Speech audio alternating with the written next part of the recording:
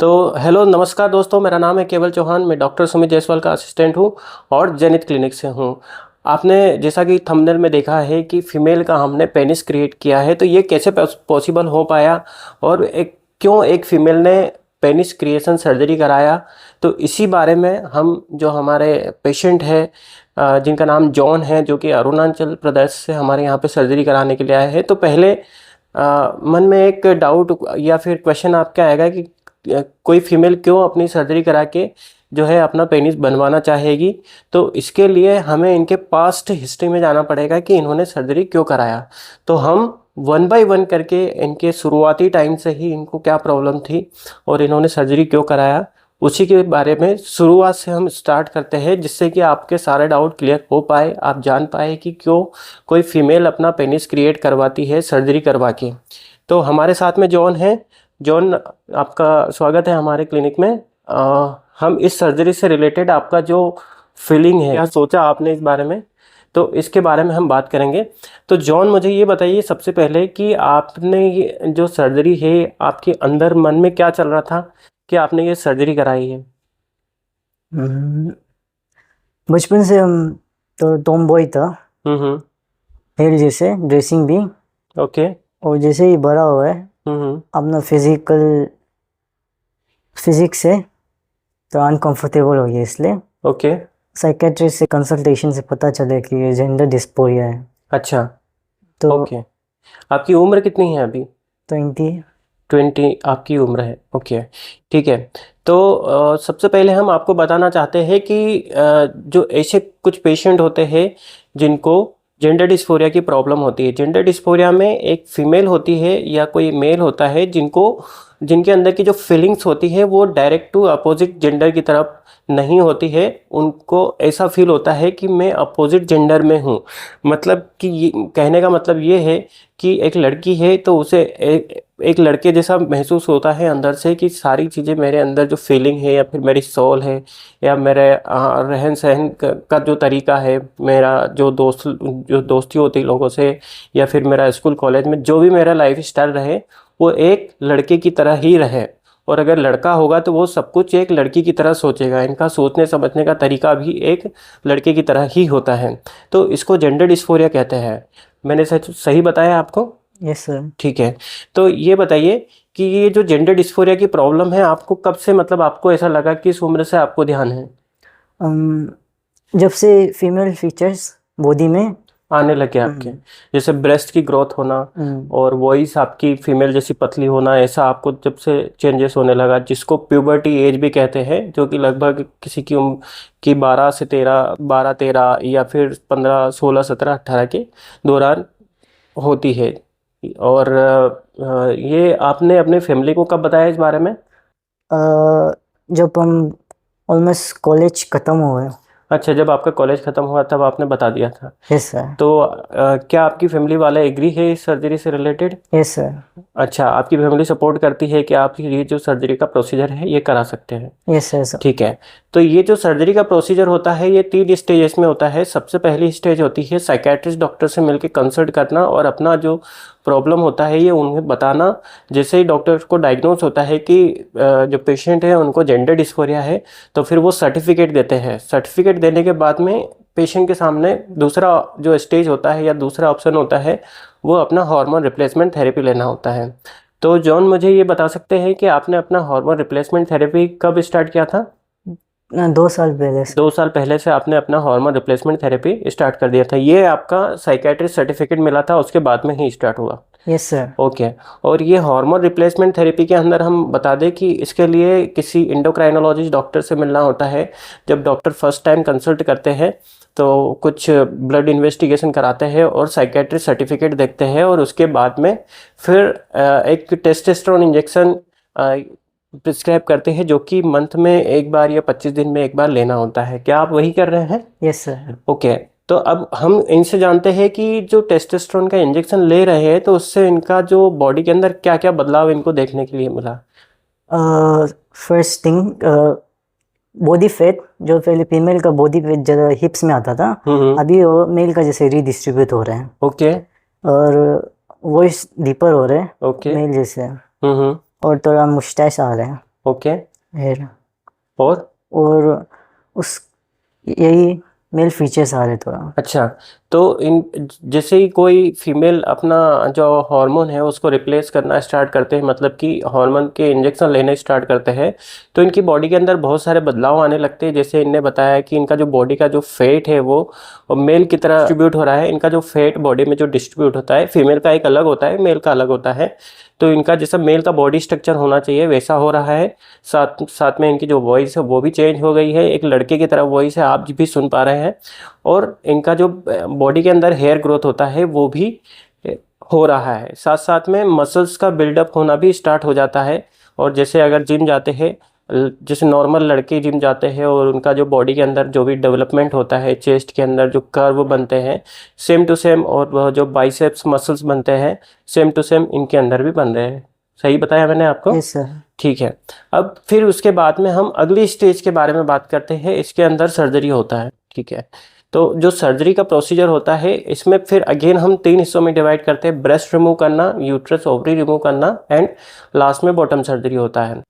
तो जॉन, आप ये बताइए कि आपका जो टॉप सर्जरी है ये कब हुआ था? टॉप मतलब कि जो ब्रेस्ट रिमूव सर्जरी करना होता है वो कब हुआ था? 2021 नवंबर। 2021 में आपका नवंबर में हुआ था। इसमें आपका ब्रेस्ट का साइज क्या था? 30। आपका ब्रेस्ट का साइज 30 था, क्योंकि आपका की होल हुआ था और रिजल्ट आपका बहुत अच्छा है वैसे।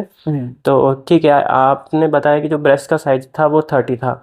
और जो चेस्ट का जो रिजल्ट है वो कैसा मिला आपको? अच्छा है सर। बहुत अच्छा रिजल्ट है। खड़े होने पर आपको मेल जैसी फीलिंग आती है। Yes sir. और सर्जरी होने से पहले और हार्मोन रिप्लेसमेंट थेरेपी लेने से पहले आप यही चाहते थे कि आपकी जो चेस्ट है वो एक नॉर्मल लड़के की तरह दिखे? Yes sir. इससे परेशानी थी आपको? पीरियड आना जो सर्जरी से पहले था तो वो भी आपको बिल्कुल पसंद नहीं था? Yes sir. ठीक है। तो ये बताइए कि आपने दोनों सर्जरी साथ में कराई थी मेरे हिसाब से? Yes sir. और ये आपने हमारे यहाँ जेनिथ क्लिनिक में ही कराया था? ओके। तो जैसे जो टॉप सर्जरी और हिस्टेक्टोमी, यूट्रस ओवरी रिमूव भी जिसको बोलते हैं, ये दोनों सर्जरी इन्होंने हमारे यहाँ पे साथ में कराई थी। तो उस दौरान आपको कुछ ऐसी समस्या हुई थी, कोई पेन या फिर ऐसा रिकवरी में कोई परेशानी? नहीं सर। ओके, बिल्कुल नॉर्मली आप आए थे, 2 दिन रुके हॉस्पिटल में और उसके बाद में आप हमारे यहाँ से चले गए थे? Yes sir. ठीक है। फिर उसके बाद में इनका जो हार्मोन रिप्लेसमेंट थेरेपी है 45 डेज के बाद में फिर से इनका हार्मोन रिप्लेसमेंट थेरेपी कंटिन्यू रहा। और अब 2024 में इन्होंने लगभग 15 दिन पहले ही हमारे यहाँ पे बॉटम सर्जरी कराया। बॉटम सर्जरी के अंदर जो ये फीमेल टू मेल सर्जरी होने के अंदर 3rd स्टेज होता है, जिसमें हमने इनका रेडियल आर्टरी फोरआर्म फेलोप्लास्टी सर्जरी किया है, जिसके अंदर हम पेनिस को क्रिएट करते हैं। जो हमारा हैंड होता है उससे स्किन लेते हैं, टिश्यू लेते हैं और उस स्किन का पेनिस क्रिएट करते हैं। सेम टू सेम प्रोसीजर आपका हुआ है? Yes sir. अच्छा, तो इस सर्जरी के बारे में भी आपकी फैमिली को पता था? ओके, ठीक है। तो ये सर्जरी जब हम करते हैं, बहुत सारे पेशेंट जो होते हैं हमारे, उनको ऐसा लगता है कि ये सर्जरी इंडिया में नहीं होती है या फिर सक्सेसफुल नहीं होती है। तो ये बताइए कि आपकी जो सर्जरी है वो सक्सेसफुल हुई है? Yes sir, successful. ओके, ठीक है। आपका जो हमने जो पेनिस बनाया वो कहाँ से बनाया है? मेरा ये लेफ्ट आर्म यहाँ से यहाँ तक, यहाँ से स्किन ग्राफ्ट लेके ओके बनाया, पेनिस बनाया है। ठीक है सर। इस ये जो सर्जरी बॉटम सर्जरी होती है इसके अंदर कई सारा प्रोसीजर इन्वॉल्व होता है। सबसे पहले हमें जो फोर आर्म होता है यहाँ से स्किन लेते हैं, उसका एक ट्यूब बनाते हैं, एक पेनिस टाइप की पेनिस जैसा उसको आकार देते हैं। और इस सर्जरी से पहले पेशेंट का वजाइना क्लोज करना भी ज़रूरी होता है। तो पहले वो सर्जरी होती है वजाइना क्लोज, और साथ साथ में हम फोर आर्म से स्किन भी लेते हैं और उसका ट्यूब बनाते हैं और उस ट्यूब को वजाइना के साथ में जोड़ देते हैं। तो जो उनका सर्जरी हुआ है वही bottom surgery, penis creation surgery हमने किया है। तो आपका 15 डेज कंप्लीट हो चुका है। Yes sir. सर्जरी आपका कुछ याद है कितने घंटे चला था ये? नहीं याद है। ओके।